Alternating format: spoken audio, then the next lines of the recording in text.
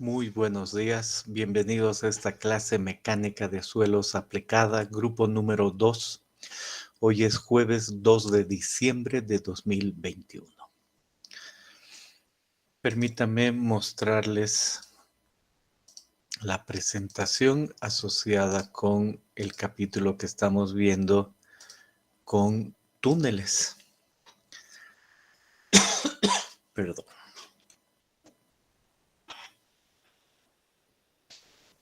Muy bien. Entonces, ¿qué es lo que estamos viendo? Este capítulo número 6. Hemos empezado una primera clase hablando del proyecto Misikuni. Nos ha quedado claro dónde hay túneles. Hemos visto primero, el de trasvase Callio-Bocatoma. Hemos visto el túnel de desvío en la presa, lo que va a representar los otros túneles. Primera parte, ¿no? Varias fotos del proceso de construcción. Luego hemos hablado de lo que se debe hacer detrás, asociado con nuestro capítulo 4 de exploración del suelo, de ensayos in situ, y hemos distinguido que hay que distinguir el nivel del proyecto, la fase de proyecto en la que está para saber qué hacer, y finalmente obtener los parámetros del macizo. Podemos hacer túneles de carretera como los que se ven aquí, cuyas secciones están definidas por varios aspectos, como el tipo de carretera donde se van a construir los túneles. Eso condiciona anchos, altos y después ciertas secciones típicas. Y esas secciones típicas tienen nombres, esas son típicas, la que está ahí al frente, y ahí se nombra qué es el hastial, la clave y la contrabóveda como primera idea. Luego, en las otras clases hemos dicho, vamos a ver cómo se perfora esa misma sección, veamos cómo se perfora, perforación y voladura hemos dicho, o métodos mecánicos, y se elige uno y otro por la economía detrás, la disponibilidad y esos detalles, ¿no? Es lo que uno realmente tiene acá. Y hemos aprendido que además de la excavación, se pone el sostenimiento, se debe poner un revestimiento, más una solera, y se debe excavar una contrabóveda. Y ahí viene un video que hay que verlo una vez más de ese proceso. No es el proceso que se sigue exactamente así siempre, pero nos da la idea clarísima para cómo se construye. Entonces, si lo vemos una vez más, nos va a ayudar a entender más aspectos. Entonces, veremos este video una vez más. El procedimiento utilizado para la construcción de los túneles es el nuevo método austríaco. Inicialmente se ejecuta la excavación en avance y a continuación se procede al sostenimiento del terreno con una primera capa de hormigón proyectado, la colocación de cerchas y el proyectado de una segunda capa de hormigón reforzado con fibras metálicas. A continuación, se realiza la colocación de bulones que refuerzan el terreno circundante y sujetan las cerchas. La excavación del resto de la sección del túnel, llamada destroza, se realiza en dos fases. En primer lugar, se excava una primera bancada más ancha para permitir el paso de maquinaria al frente. Inmediatamente después, se realiza la prolongación del sostenimiento ejecutado en avance, solapando las cerchas mediante grapas y proyectado de hormigón. Dejando un desfase mínimo de un pase de excavación, para que al menos un hastial permanezca apoyado, se realiza la excavación de la segunda bancada, ejecutándose a su vez los sostenimientos correspondientes. Repitiendo este proceso, se completa la excavación del túnel. Una vez que se ha realizado la excavación y el sostenimiento del túnel, se ejecuta una banqueta de hormigón armado y la excavación y hormigonado de la contrabóveda. Seguidamente, se dispone el sistema de drenaje del túnel, consistente en la colocación de arquetas cada 50 metros y tubo colector, que se rellenan posteriormente de hormigón. A continuación, se procede a ejecutar la impermeabilización colocando una doble lámina de geotextil y PVC. Una vez impermeabilizado el túnel, se realiza el revestimiento.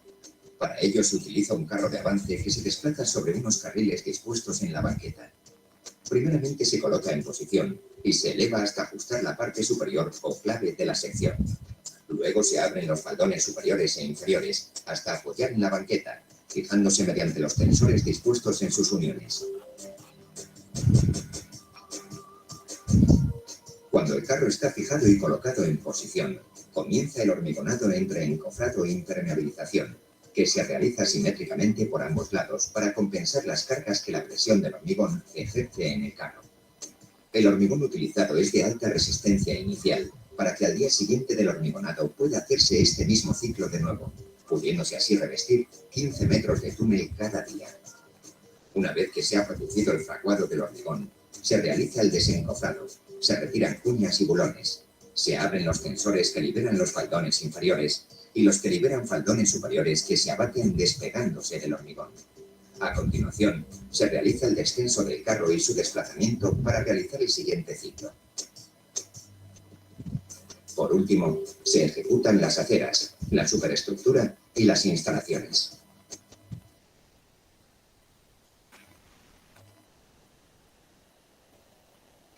Muy bien. Entonces, en ese sentido nos ha quedado claro, recordamos la idea, voy a volver aquí, de las partes, de una primera parte de perfil de excavación. Ahí solo dice, se va en una parte superior y luego con la parte inferior. Y hemos visto detalles de cómo se elige, de acuerdo al tipo de terreno, la forma de excavar, y que puede ser por perforación y voladura o por métodos mecánicos, como elegir también hemos visto. Y en esa porción hemos dicho, si es perforación y voladura, hemos visto detalles y no hemos llegado al detalle de armar con explosivos un túnel, pero sí a tener una buena idea de finalmente qué se utiliza. De ahí ha venido un ejemplo 6.1 y les he dicho, prueben si me hacen recuerdo ustedes, porque no he puesto aquí, no lo tengo en mente, una cierta longitud aquí, un cierto ancho y una altura. ¿Alguno puede recordarme cuáles pueden ser esos valores? La altura es 5 metros. Perfecto. El ancho mayor es 10 metros y el menor 4 metros. Ok, entonces podríamos decir aquí 10 metros, acá 4 metros y acá esa altura 5 metros, lo que queremos volar.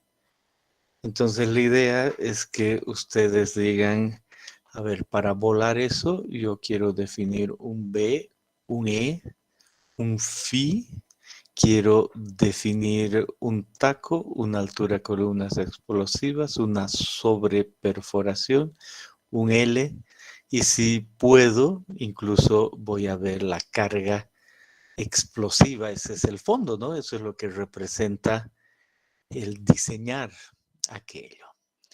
Quizá tienen alguna pregunta, algún comentario. No vamos a decir que había que concluir en 8.33 o 1.15, porque siempre hay varias opciones, pero alguna idea de lo que ustedes diseñarían, esa es la idea. Entonces, ¿desean hacer alguna pregunta?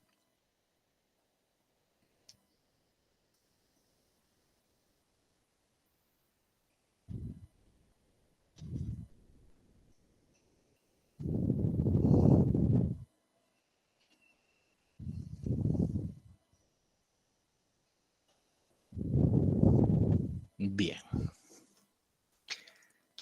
Y luego hemos dicho, vamos a ver más, vamos a ver el sostenimiento. Entonces, para ver el sostenimiento, hemos entendido que conocemos lo que va a atravesar el túnel, por lo tanto, el RMR, las características RMR principales. Y a partir de eso, Wieniawski dijo, a partir del tipo de roca se da el sostenimiento, y nosotros hemos dicho, mejor usamos la misma idea dada por Romana, específicamente para túneles entre 10 y 12 metros, pero en categorías que van de 10 en 10, no de 20 en 20, Para eso, pues como ya habíamos visto al principio, nos permite obtener la partición de la sección, el método de excavación más recomendable. Ese es lo primero en base a todo que ya hemos visto. Y miren qué fácil la recomendación, ¿no?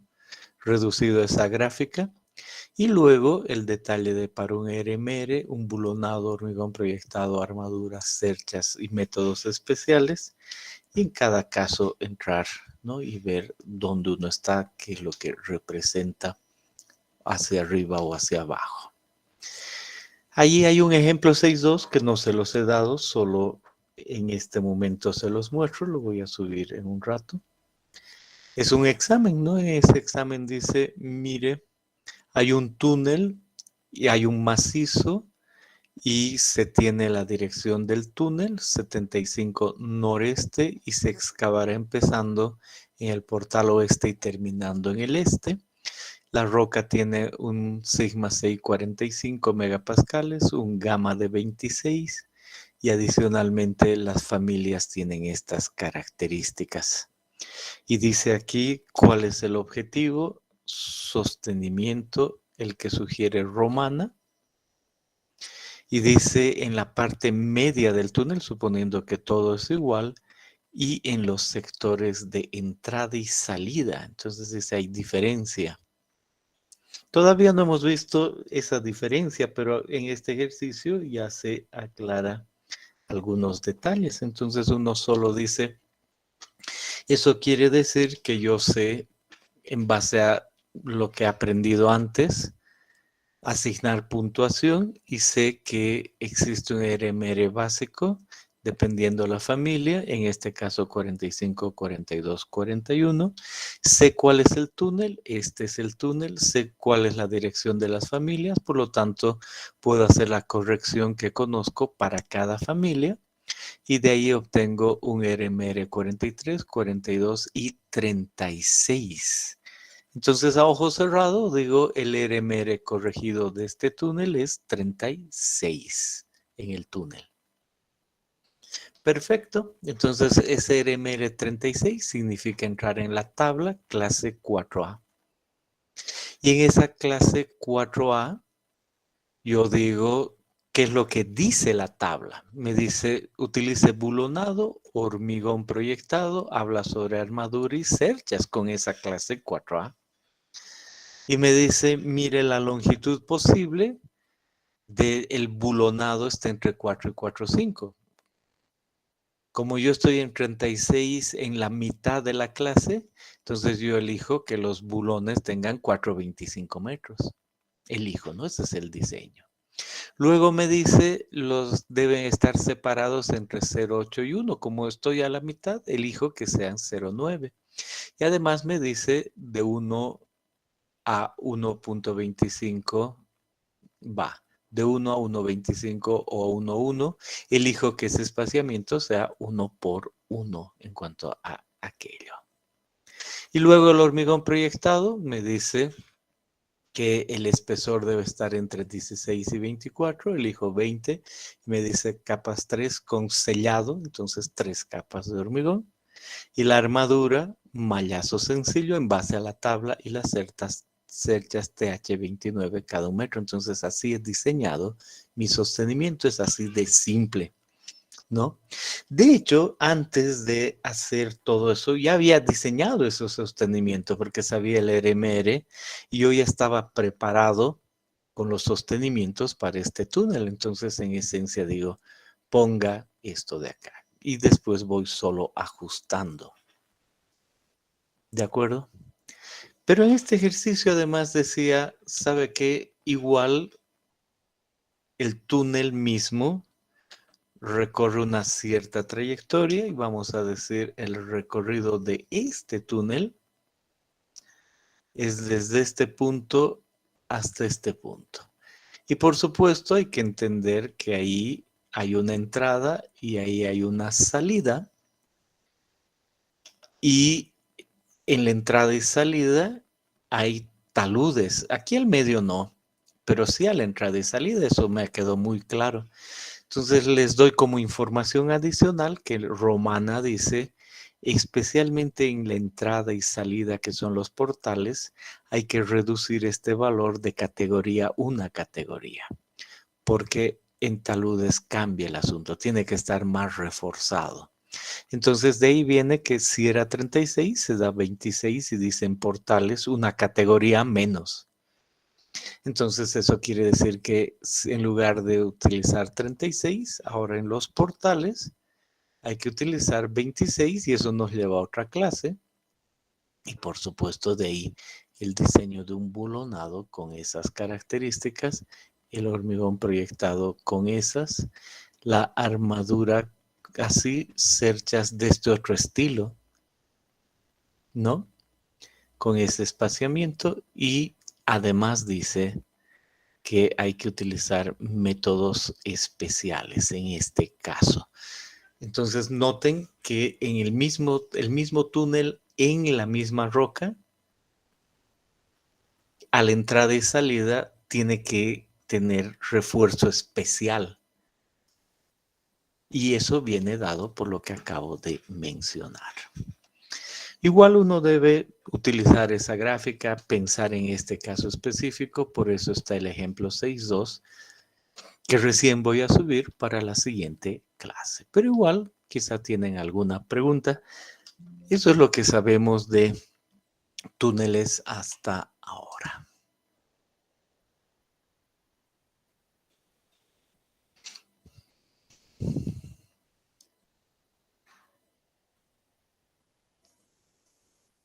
Bien. Pensemos básicamente en lo mismo, pero ahora cambiemos un poquito el método. Y en ese sentido, ahora vamos a hablar del método de Barton.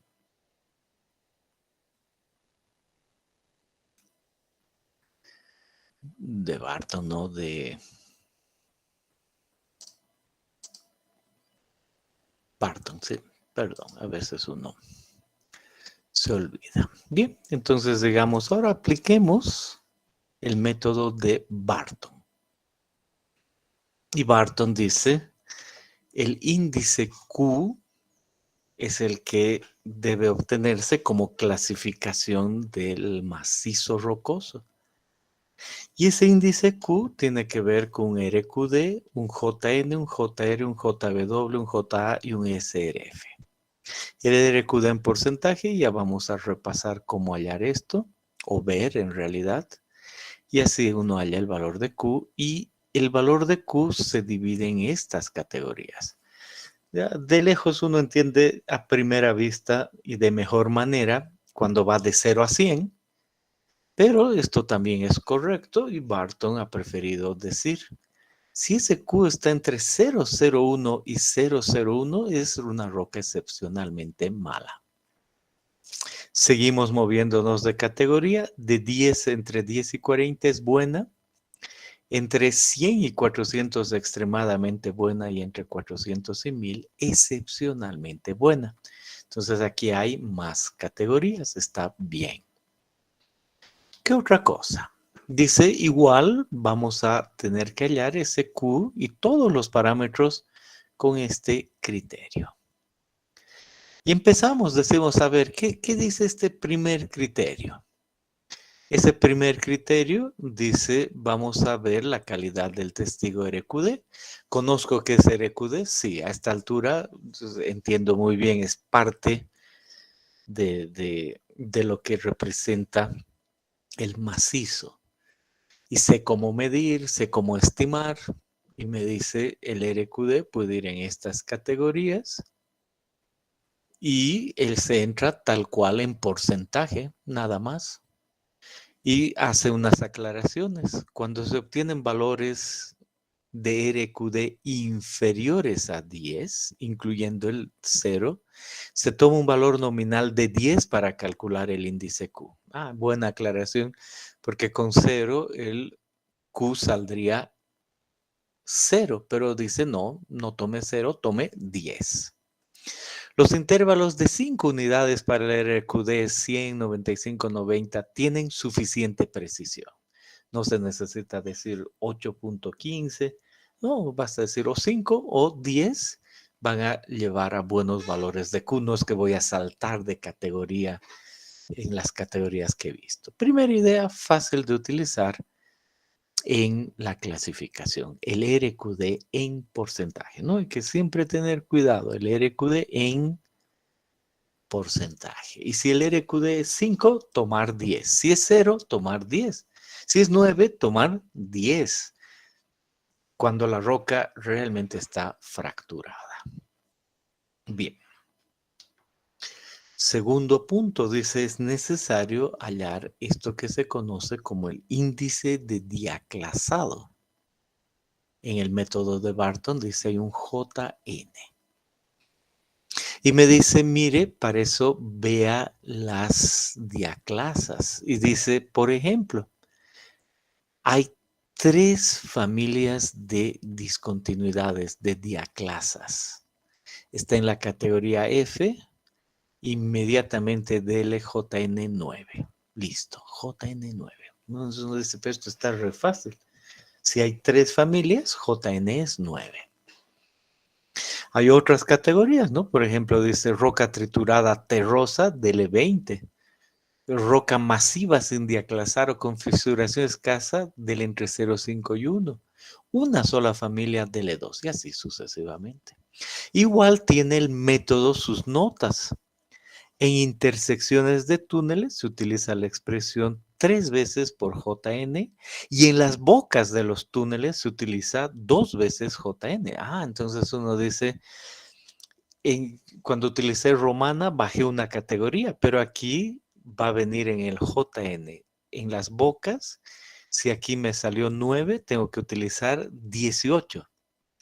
Y si hay 2 túneles que se intersectan, y ahí estoy haciendo la clasificación para después ver el sostenimiento, no utilizo 9, utilizo 3 por 9, 27. Excelente. Pero en condiciones normales, 3 familias, JN9 y depende de las familias. En el ejercicio que hemos visto hace un momento, había un RQD, ¿verdad? Si vuelvo un poquito atrás, digo, sí. El RQD estaba dado. En este caso, 67%, que podía tomarse 65. Sí, igual uno pone 67, está bien, ¿no? Dice, tiene suficiente precisión el ir de 5 en 5, entonces 67. Y luego dice las familias. Entonces aquí hemos puesto familia 1, 2 y 3, entonces está dado.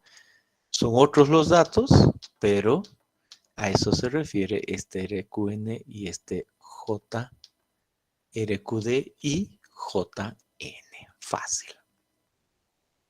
Igual, quizá a alguno le ha surgido alguna pregunta o tiene un comentario. Este es el momento de hablar.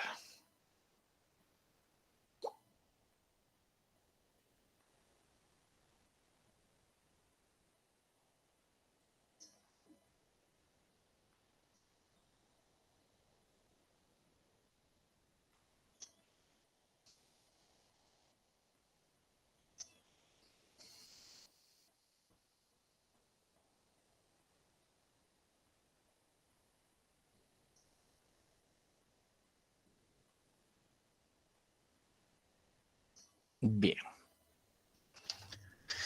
Luego dice, hay un punto 3. Y el punto 3 tiene que ver con un índice de rugosidad. Índice de rugosidad de las discontinuidades. Y dice que ese es un JR que va a entrar en esas ecuaciones. Y me dice, mire, aquí hay que considerar categorías. Está la categoría dentro de esto grande. Está la categoría A, contacto entre las caras de la discontinuidad. Contacto B, digo no contacto, caso B, contacto entre las 2 caras de la discontinuidad ante desplazamiento cortante inferior. Y C, no existe contacto entre las caras de la discontinuidad ante un desprendimiento cortante. Entonces uno dice, bueno, no es que los términos en primera instancia estén totalmente claros, pero digo, contacto entre las caras de la discontinuidad, eso es lo común. Si ese es el caso, puedo tener diaclasas continuas, diaclasas onduladas lisas, onduladas perfectamente lisas, planas rugosas o irregulares, planas lisas, planas perfectamente lisas. Entonces digo, claro, esto es lo que yo he visto en el capítulo número 3,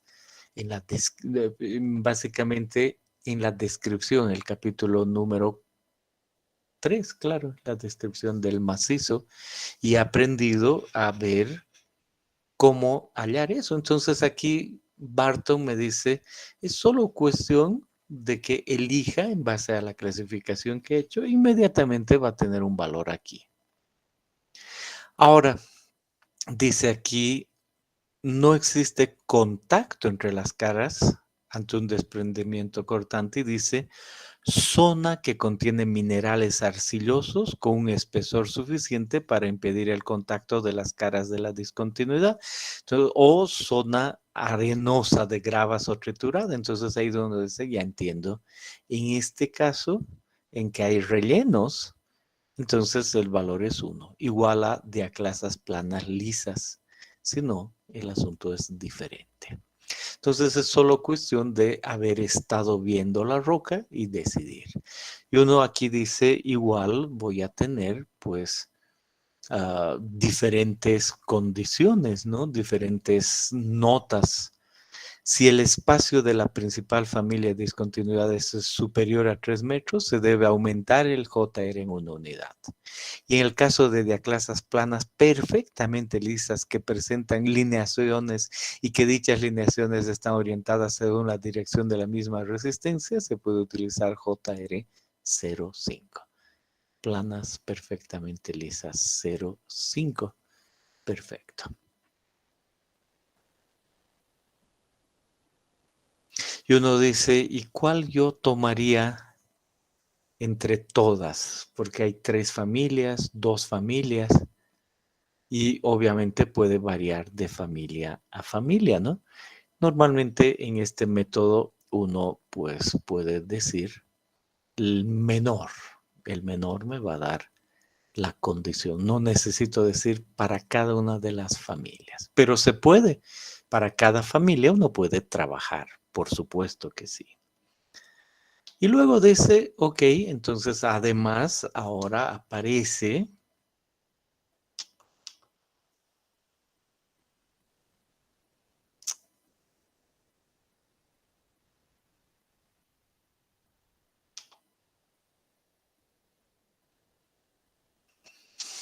otra categoría, el índice de alteración de esas discontinuidades. Y ese va a ser un valor J igual a subcategorías, ¿no? Y ahí debo pensar, está la subcategoría A, la subcategoría B y aquí la subcategoría C.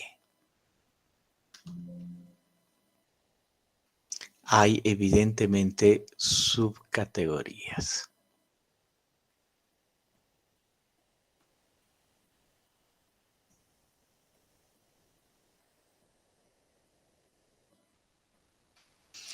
Y digo, esas subcategorías están asociadas con contacto entre los planos de la discontinuidad sin minerales de relleno intermedio o contacto entre los planos de la discontinuidad ante un desplazamiento cortante inferior a 10 centímetros, si ya se ha movido algo, minerales de relleno en pequeños espesores y aquí no se produce contacto entre los planos de la discontinuidad ante un desplazamiento cortante, rellenos de gran espesor. Pues digo, aquí no hay relleno, aquí hay mucho relleno, aquí algo intermedio, entonces entro a lo que tenga de acuerdo a lo que he visto. Y ahí digo, excelente. Entonces, por ejemplo, discontinuidad cerrada, dura, sin reblandecimiento, impermeable, cuarzo, J es 0,8. O digo recubrimiento de arcillas limosas o arenosas, fracción pequeña de arcilla no blanda, J es 3. Y ahí además, qué interesante, aparece un phi asociado con estos tipos de recubrimientos, ¿no? Queda Claro. O si hay más contacto, zonas blandas de arcilla o limosas con pequeñas fracciones de arcilla no reblandecibles, entonces 5 y así sucesivamente. Entonces ahí uno toma la decisión en base al relleno y tiene también el JA en esta clasificación.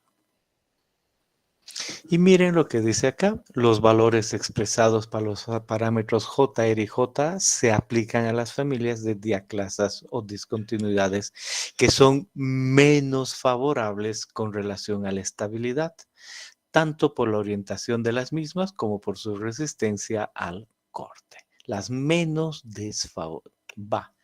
las menos favorables, las que parecen peores, eso es lo que uno elige para hallar el JA y el JR. Y hemos visto que en Wieniawski uno puede realmente definir para cada familia. Igual podría terminar dando el menor de todo, podría. Y aquí especialmente dice, tome el menor valor. No necesita ser para cada una de ellas. Y luego también este método dice, ahora vea el factor de reducción por la presencia de agua. Y se llama JW. Entonces igual uno mira y dice, a ver, ¿qué tengo de agua? Varias opciones, ¿no? Aquí, por ejemplo, dice afluencia importante o presión alta en rocas competentes con discontinuidades sin rellenos, JW 05. Afluencia excepcionalmente alta o presión elevada, JW entre 0,2 a 0,1. Y aquí valores referenciales de presión asociada con aquello. Y aclara, los valores de clase C, D, E y F, son meramente estimativos. Si se acometen medidas de drenaje, puede incrementarse el valor de JB doble. Si realmente uno mide estos valores, además de drenaje, y dice, esto es tanto está bien, uno puede variar un poco eso, no hay problema. Es una referencia, pero muy válida, ¿no? Para lo que nosotros necesitamos.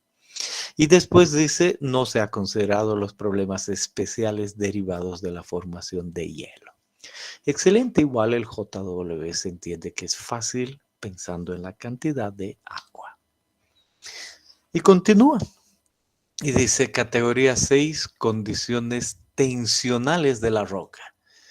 Y uno dice, creo que nunca he hablado de esfuerzos alrededor de mi túnel. En Wieniawski, si el túnel estaba a 0 metros o a 5 o a 10 o a 50 o a 200 o a 1000 metros, nunca he analizado eso, solo era RMR.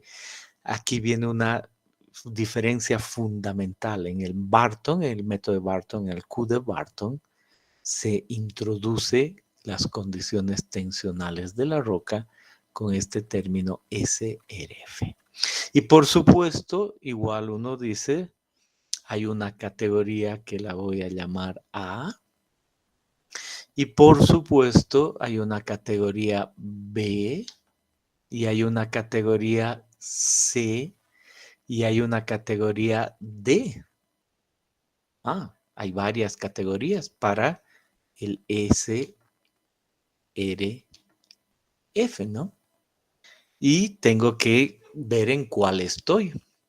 Y aquí me dice, las zonas débiles intersectan a la excavación, pudiendo producirse desprendimientos de roca a medida que la excavación del túnel va avanzando.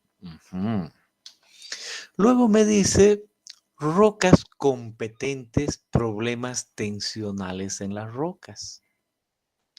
Luego me dice rocas deformables, flujo plástico de la roca incompetente sometida a altas presiones. Y por último, rocas expansivas.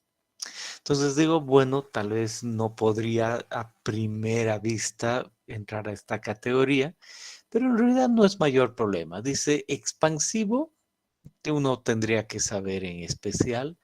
Deformables, flujo plástico. Después vamos a ver algo más sobre esto.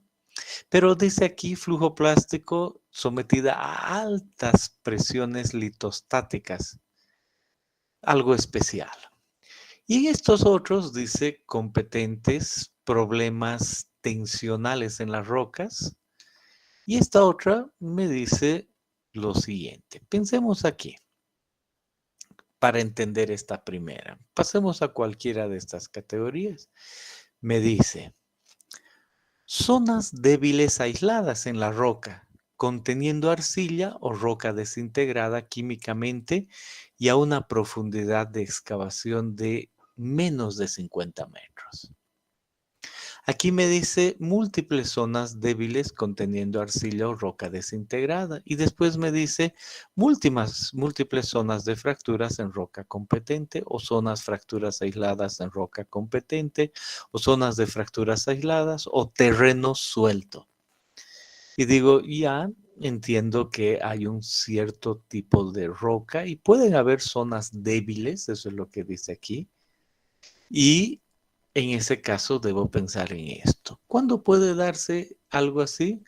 Cuando en un túnel, pues yo tengo, por decir algo, la roca, cuarcita y luego limolita o cualquier cosa. Y después me dice aquí, aparece un estrato de arcilla o roca desintegrada. Entonces digo, múltiple de eso, estoy en esta categoría. O poquito de eso, estoy en otras categorías aquí. Esa es la idea de esta categoría A. Y la categoría B, rocas competentes, más bien podría tener problemas con esfuerzos. Entonces ahí igual vuelvo a leer tensiones elevadas, tensiones pequeñas cerca de la superficie.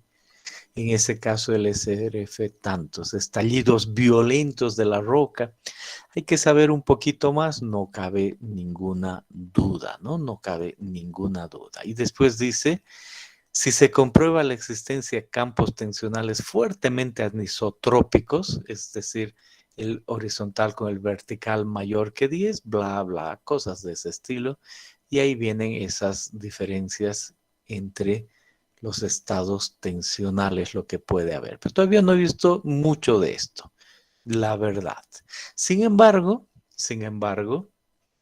cuando vaya un poquito más a esfuerzos en este mismo capítulo y entienda más de esfuerzos tensionales, me va a ser más fácil leer esto.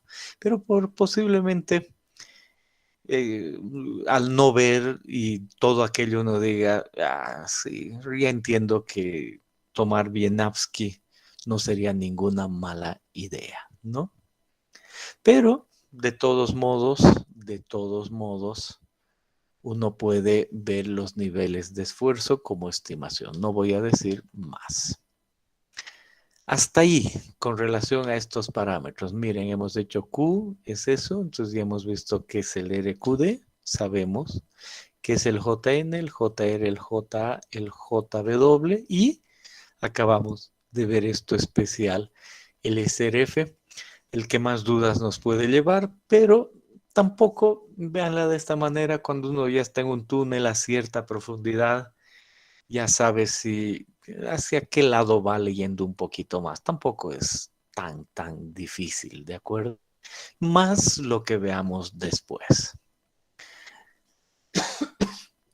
Y así uno obtiene el valor de Q. Bien. Y después de eso dice, esta clasificación, después de obtener el valor de Q, necesita un ESR, que no es parte de la clasificación, sino que además hay que dar un ESR para hallar el sostenimiento. Y dice, depende de lo que va a hacer. Está haciendo labores mineras de carácter temporal, entonces tome valores de 2A 5 DSR. O está haciendo centrales nucleares subterráneas donde no puede haber problemas, estaciones de ferrocarril u otras cosas, SSR baja de 0,5 a 0,8. Entonces depende de lo que uno vaya a hacer y qué riesgo puede tomar, toma el ESR. A eso queda claro, ¿no? Entonces uno dice túneles de carreteras primarias y ferrocarril, túneles de carreteras primarias y ferrocarriles, mucho de lo que hemos estado viendo. Entonces ese SR uno puede tomar entre 0,9 y 1,1. 1, por ejemplo. Si está haciendo algo más serio, centrales nucleares, bájele un poco.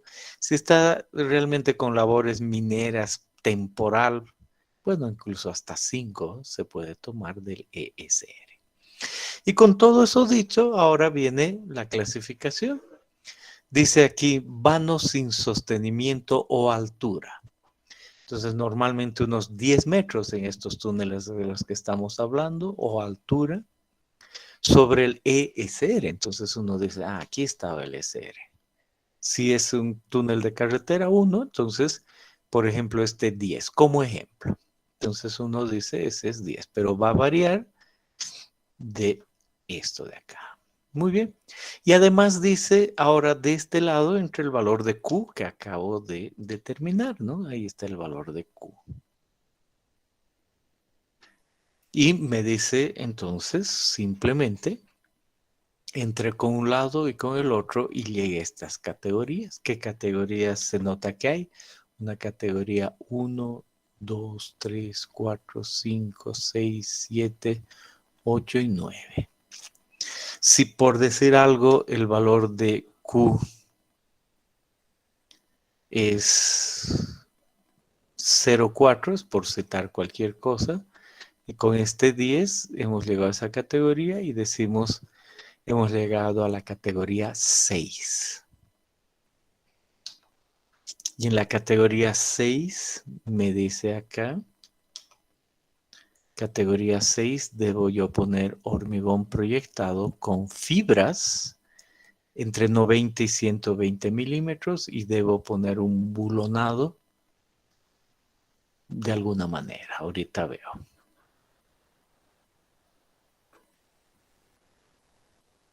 Y digo categoría 6 otra vez, era 0,4 de acá con 10. Entonces yo he caído en ese punto y ahí me decía, aquí leo, hormigón de 90 a 120 milímetros, es lo mismo, hormigón proyectado con fibras de 90 a 120. Oh. Y además aquí me dice separación entre bulones de zonas con hormigón proyectado. Entonces digo, si estoy ahí, yo veo aquí una categoría 1, 1, 3, 1, 2, 1, 5, 1, 7, 2, 1, 2, 3, 2, 5 metros de separación. Y digo, esto es 120 con 2, 1 y este es 90 con 2, 5. Entonces este estará relacionado con 2, 3. Entonces la separación de esos bulones es 0,3. Y cuando veo esta categoría aquí, me dice la longitud de esos bulones, no solo la separación, para un ESR de 1. Entonces me dice, esa longitud es 3 metros, en este caso, ¿no? Entonces tengo hormigón entre 90 y 120 metros, hormigón, y además tengo bulones cada 2,3 metros y de un espesor de 3 metros. Perfecto. Por supuesto, si voy cambiando la categoría, puedo ver ciertos cambios ahí y adicionalmente algunos tendrán arcos, ¿no? Esta misma tabla, vamos a decir, puede ser cambiada en los años, por supuesto, y ha sido cambiado un poco, pero es básicamente lo mismo, ¿no? Esta misma tabla, uno dice el 0,4 de acá con el 10 de acá, cae en esta categoría. Uno dice, creo que ha cambiado un poquito la categoría, entre 9 y 12 centímetros. No, dice es la misma, pero ha cambiado el número, entre 9 y 12, y ahí puede tener uno una ligera variación porque Barton ha ido actualizando. Entonces, esta es una de un año y esta es una actualizada. Y el día de hoy, si uno busca la página de Barton, le dice, mire, no hay problema, ya utilice esta gráfica. Esta es la que aparece en la página de Barton. El día de hoy no buscó ayer, pero la más actualizada. Entonces uno dice, excelente. Entonces aquí teníamos la categoría 04 de Q con este valor 10. Entonces el día de hoy, si uno busca esta gráfica, será el 04 de I con el 10. Entonces eso quiere decir que hemos caído en esa categoría 6. Igual es la misma en esencia, de entre 9 y 12 de hormigón y con cierto valor asociado ahí con con el espaciamiento entre bulones y adicionalmente con este mismo 3 metros de longitud. Esa es la idea, no hay nada más. Y por supuesto, uno va cambiando de categoría y estas categorías van a representar otras de estas, ¿no? Sin sostenimiento, bulonoado puntual, sistemático B, sistemático con hormigón proyectado B más S, hormigón proyectado con fibras y bulonado, entonces de ahí aparece la idea SFR más B. Entonces tiene una consistencia con su nomenclatura y revestimiento de hormigón CCA. Entonces cuando estoy en esta categoría CCA y de ahí viene esto de acá, que no es difícil de entender, es solo cuestión de seguir lo que dice ahí. Y listo, eso es lo que uno hace. ¿Cuán común de este lado es esta clasificación? Es menos común. Uno utiliza la de Wieniawski y queda tranquilo, pero por supuesto que puede utilizar esto. Por supuesto. Y si alguien le dice, utilizaremos Barton, nadie se asusta, dice, está bien. Alguno puede decir, bueno, no me convence tanto, la otra me era más clara en cuanto a conclusión. Usaré la otra, la comprobaré, puliré un poco, por supuesto que puede tomar decisiones en base a eso. No son la misma, no tienen por qué dar el mismo sostenimiento, pero usar ambas bases es lógico, es lo que se hace en el mundo entero. Y antes de que puedan hacer más preguntas, igual que siempre, uno está excavando un túnel, ha podido a priori ver por dónde va a ir el túnel y ha determinado las zonas. Y para cada zona es que tiene el RQD, el JN, JR, JA, JW, LSF, RF, y a partir de eso puede decidir el sostenimiento a priori utilizando el valor de Q. ¿De acuerdo? Esa es básicamente la idea. Todavía hay una clasificación más, pero tal vez han surgido preguntas con respecto a esta clasificación. Este es muy buen momento para hacer cualquier pregunta.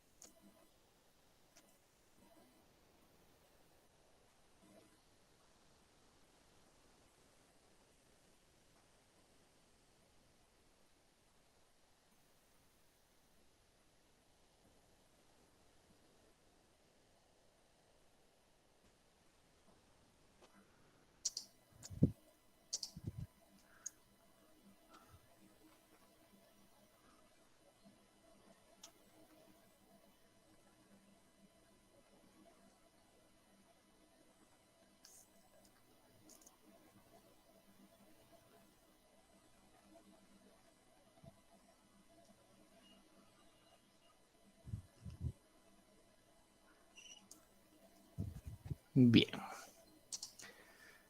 Veamos la otra clasificación. Hasta ahora no hemos visto nada de esta clasificación. Es la que propone Palmström. Y él escribe un artículo Y dice recientes desarrollos en la estimación del sostenimiento en roca mediante el RMI. Entonces uno dice, he visto un Q, he visto un RMR, he visto antes un GSI, pero no un RMI. Entonces es una nueva clasificación, RMI de Palmström. Perfecto. Entonces, primero queremos entender la clasificación y luego ver cómo se asocia con el cálculo del sostenimiento. Entonces, dice básicamente lo que está aquí.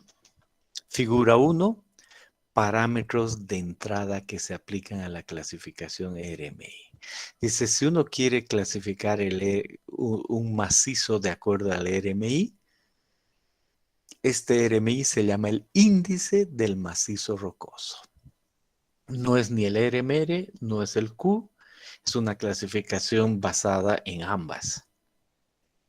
Bien, excelente. Entonces, ¿qué dice? Depende de la resistencia a la compresión uniaxial y del parámetro de diaclasado. Dice, depende de ambos. Este depende de la roca intacta, lógico, y después hay un factor de rugosidad, de alteración, de tamaño de las juntas, un espaciamiento y número de juntas, y todo eso va a ir a un parámetro de diaclasado. En realidad, resumido como un factor de diaclasado y un volumen del bloque. Ya vamos a ver en un momento con más calma que hacen un parámetro JP que del RMI.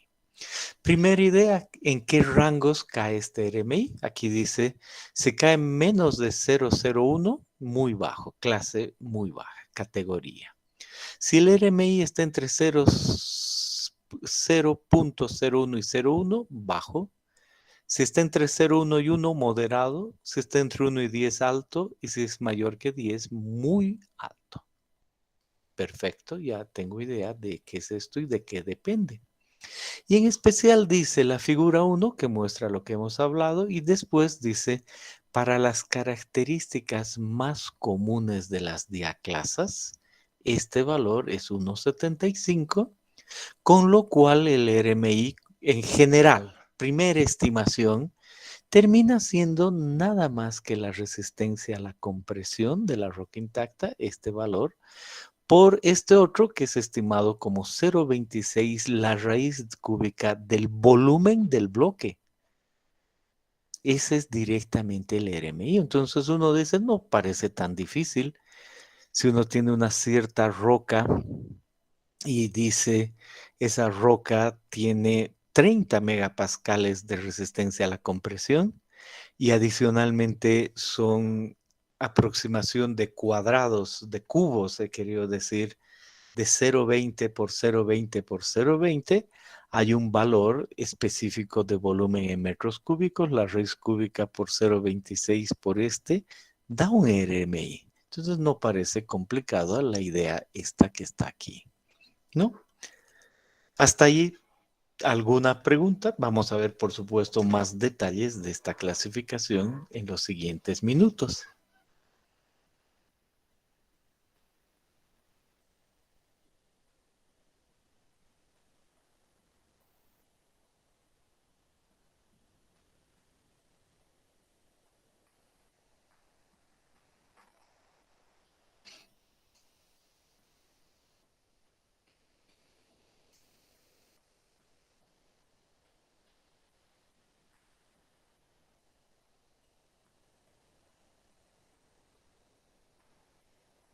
Bien. Entonces dice, pensemos un poquito en este bloque, es lo que dice ese artículo, ¿no? Dice, si es que vamos a necesitar ese volumen del bloque, me dice, mire, se puede medir y el volumen del bloque puede ser medido por diferentes métodos llevados a cabo, bien en la excavación subterránea, en la superficie, en cortes de la roca o en testigos de sondeos. Se pueden llevar a cabo mediciones directas donde la estructura del macizo rocoso puede ser observada a partir de las medidas de espaciamiento, lo que les acabo de decir, ¿no? 0,2 por 0,2 por 0,2 de las diaclasas y de una valoración representativa del bloque en cada punto observado.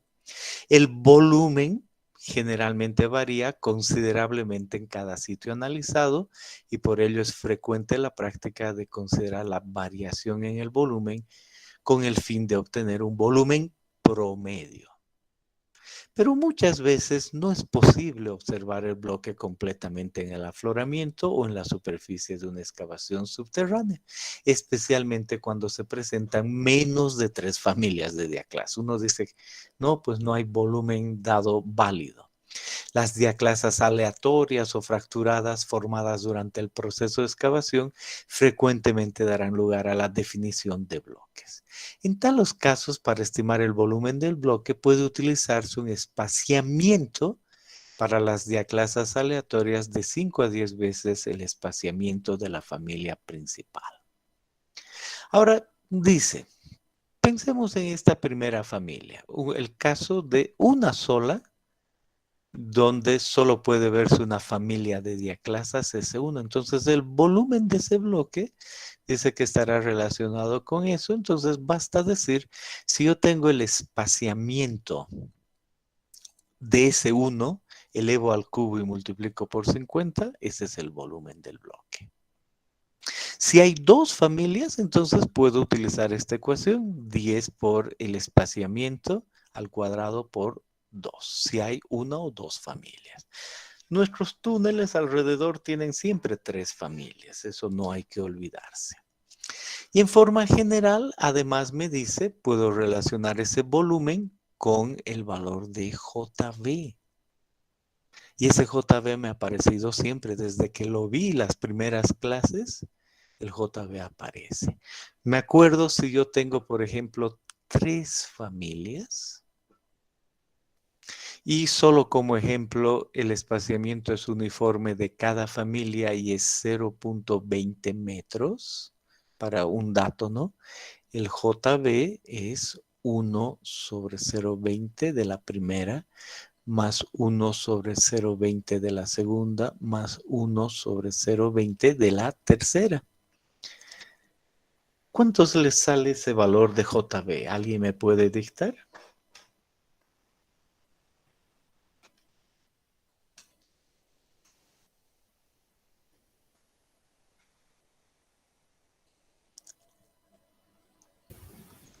$15.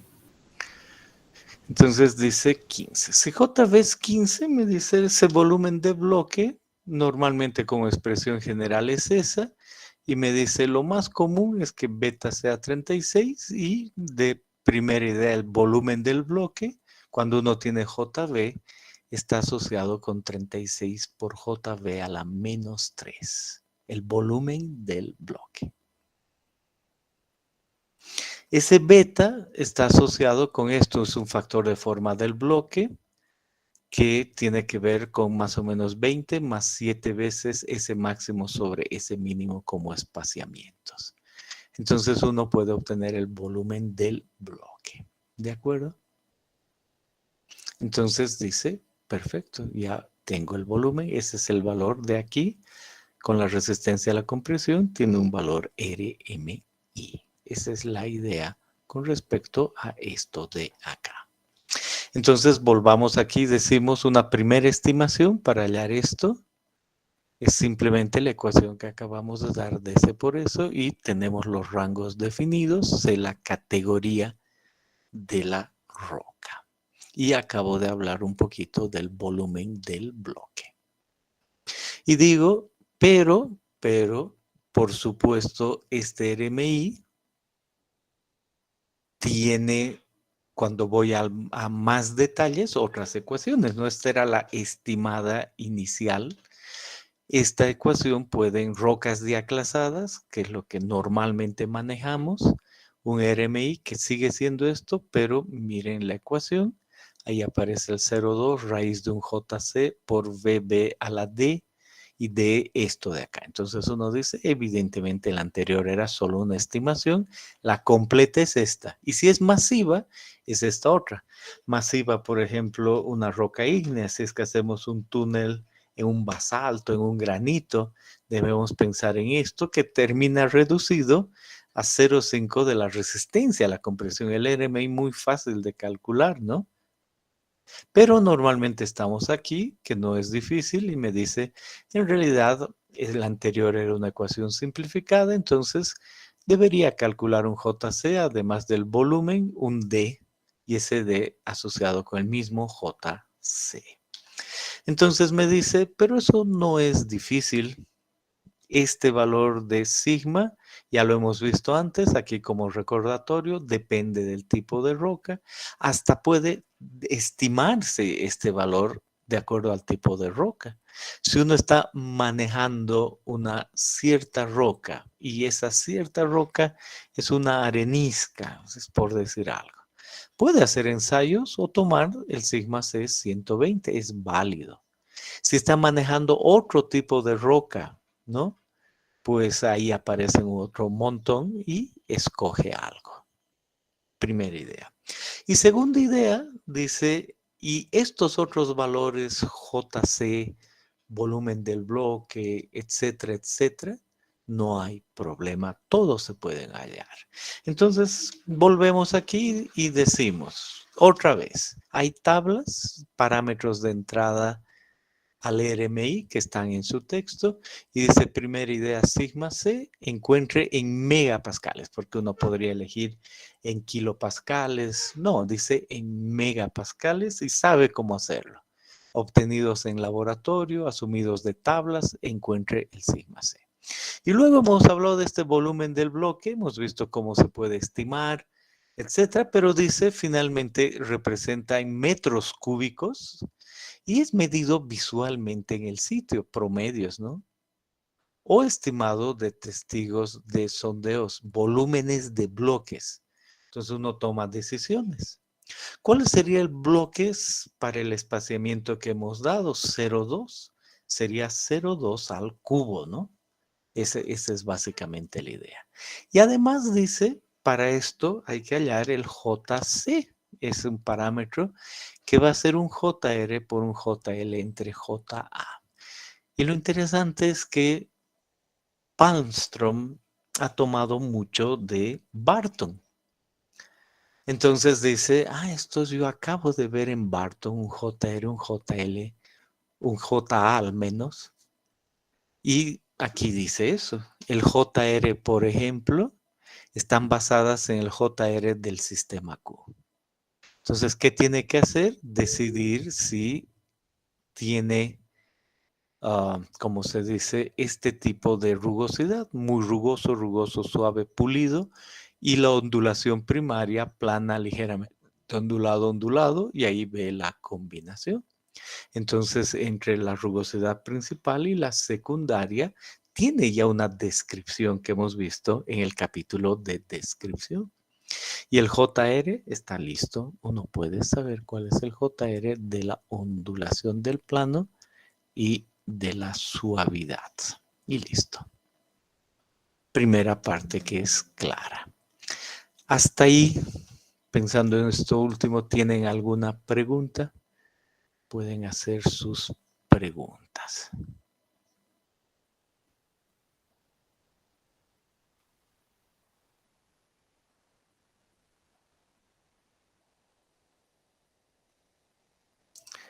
Bien.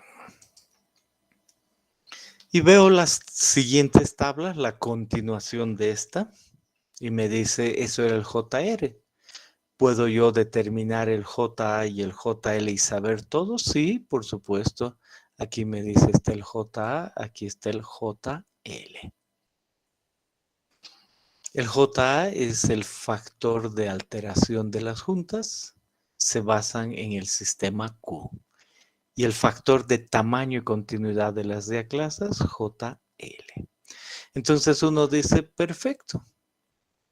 Alteración de las juntas. Entonces, primera opción, contacto entre las paredes de la junta. Segunda opción, paredes de la junta con contacto parcial o sin contacto. Rellenos, si este es el caso, ¿qué rellenos? ¿Es un material friccional o es este otro? Si es friccional, es seguro arena, limo, calcita, etc. Entonces, si el relleno es fino menor a 5 o grueso, ahí está el valor de JA. Y si son diaclasas limpias, pegadas o soldadas, inalteradas, superficies alteradas, aquí tal tipo de relleno, entonces, ¿qué valores da? Entonces, el JA consiste en ver las discontinuidades, punto. Y el JL lo mismo me dice, tiene lo que es división de la estratificación o foliación o diaclasas, sí, qué longitudes, tamaño asociado con esas longitudes, y ahí aparece el JL para juntas continuas o discontinuas y aparece el JL. Consecuencia, uno vuelve atrás y dice, yo aquí acabo de ver que el RMI tiene la ecuación 0,2 por la raíz de JC, VB a la D y D depende de JC. Y he aprendido que este sigma C lo conozco en megapascales, el volumen del bloque o lo estimo o lo mido, como acabo de ver, en metros cúbicos. El JC es esto y el JR, JL y JA son valores que aparecen en esta tabla, esta o esta de acá. Estoy listo. He podido saber este valor, por lo tanto, al multiplicar estos, el JP, ¿no? Este por ese, tengo el JP y con el sigma C, bueno, extra del 0,2 no importa, tengo yo la fórmula y puedo saber cuál es el RMI. Esa es la manera en la que se clasifica esta roca en este método, el índice del macizo rocoso. No es nada difícil. ¿Tienen alguna pregunta?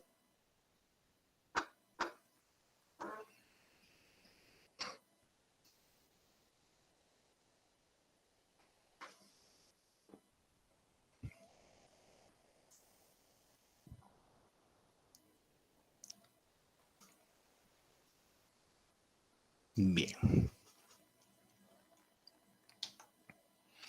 Y ahora pasamos al sostenimiento. Y nos dice, ese era el índice, el RMI, está listo. Ahora lo que hay que clasificar es el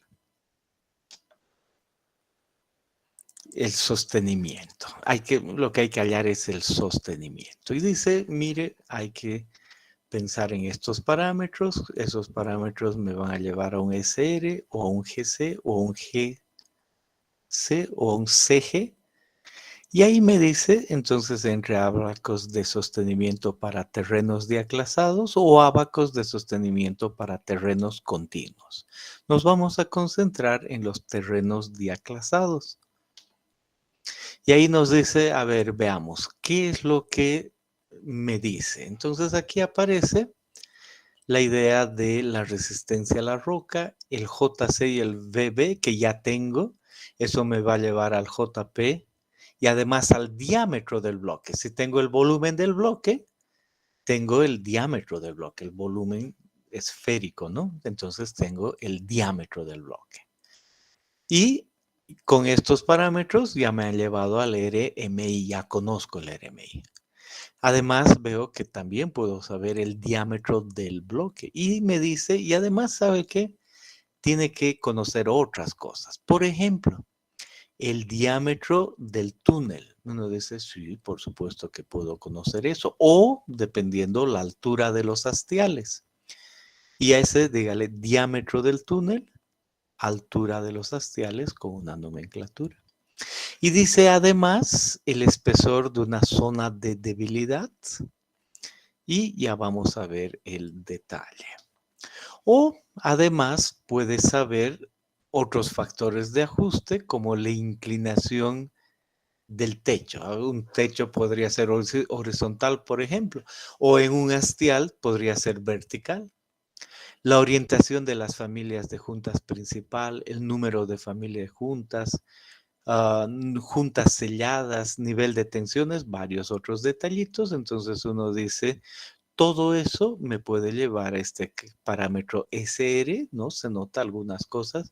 Y algunos otros me van a llevar a una categoría GC y juntas voy a ver el ábaco. Y se nota que voy a poder hallar con calma, ¿no? Se nota.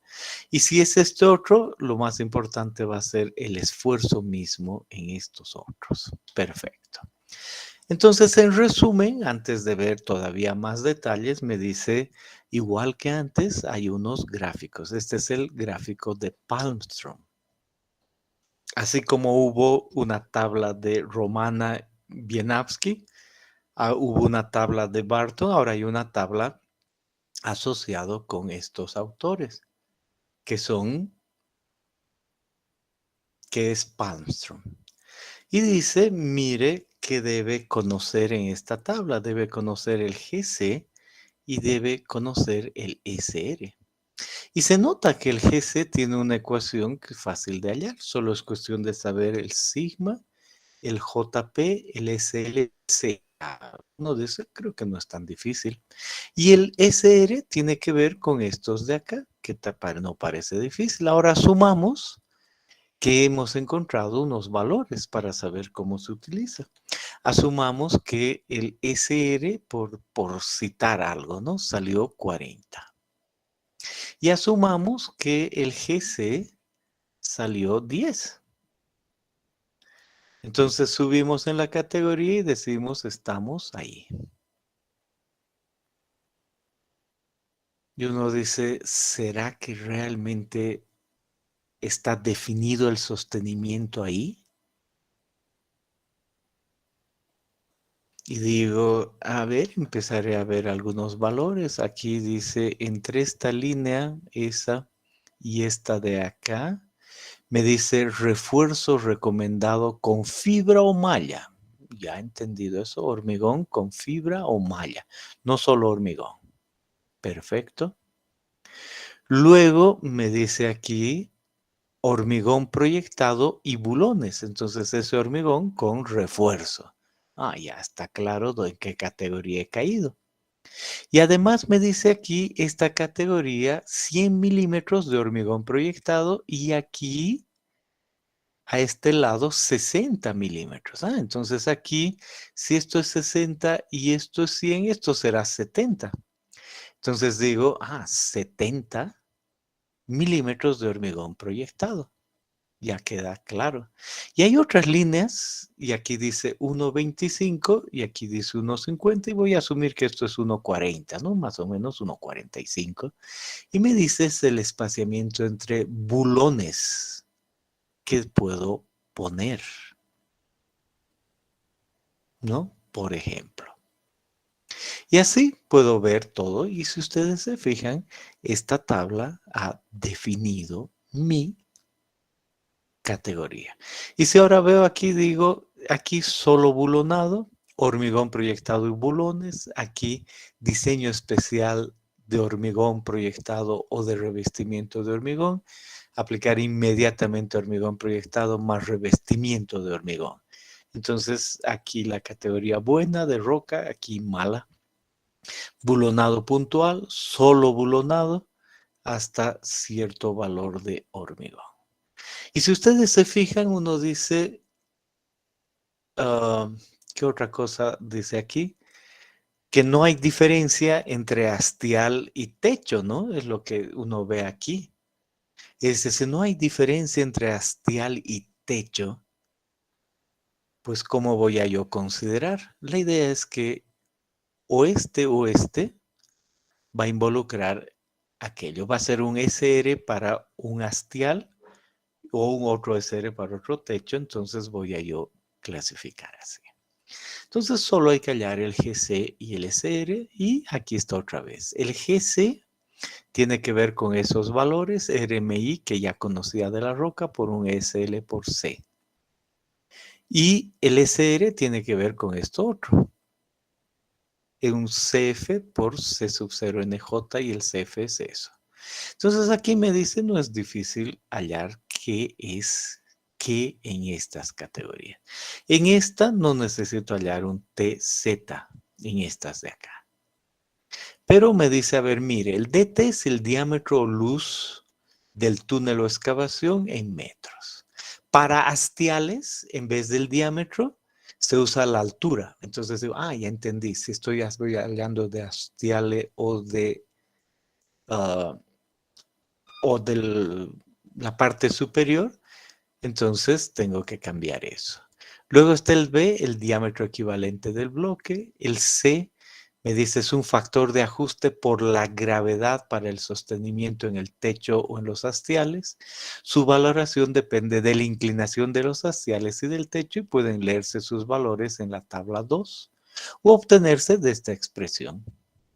El S L es el factor de ajuste por nivel de tensiones y así sucesivamente. Entonces me dice, es otra vez cuestión de entrar a esta tabla. Igual nivel de tensiones con SL. Número de familias con NJ.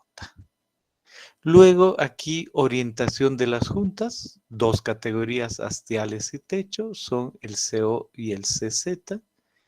¿No? Asociados con buzamientos y todo aquello, y la inclinación de techos o hastiales. En forma general, la parte superior del techo horizontal y los hastiales verticales, y ahí están. Entonces uno puede hallar todos esos parámetros y definitivamente puede obtener GC y SR y llegar a cualquier valor, y de esa manera halla el sostenimiento utilizando el método de Palmström. Pregunta, ¿será que con el ejemplo 6.2, recuerdan cuál era el ejemplo, que todavía no lo he subido, pueden ustedes decir, voy a, de esos parámetros, intentar hallar los parámetros Q y después intentar hallar el parámetro RMI y adicionalmente el diseño de acuerdo a Palmström? Pueden faltarles algunos datos, tienen que asumir, pero el pensar, el manejar eso los va a ayudar mucho. Entonces, adicionalmente a ese mismo ejercicio, asumiendo lo que haya que asumir, ¿no? Es finalmente esa la idea. No es el uso de la tabla misma, sino es la idea de que ustedes ya están diseñando túneles y sostenimientos y tienen que ver qué decisiones tomar y qué parámetros hay. Por eso es que además hagan el ejercicio para Barton, el 6.2, y para Palmström, ¿no? El mismo 6.2 para Barton y Palmström. Hagan sus preguntas.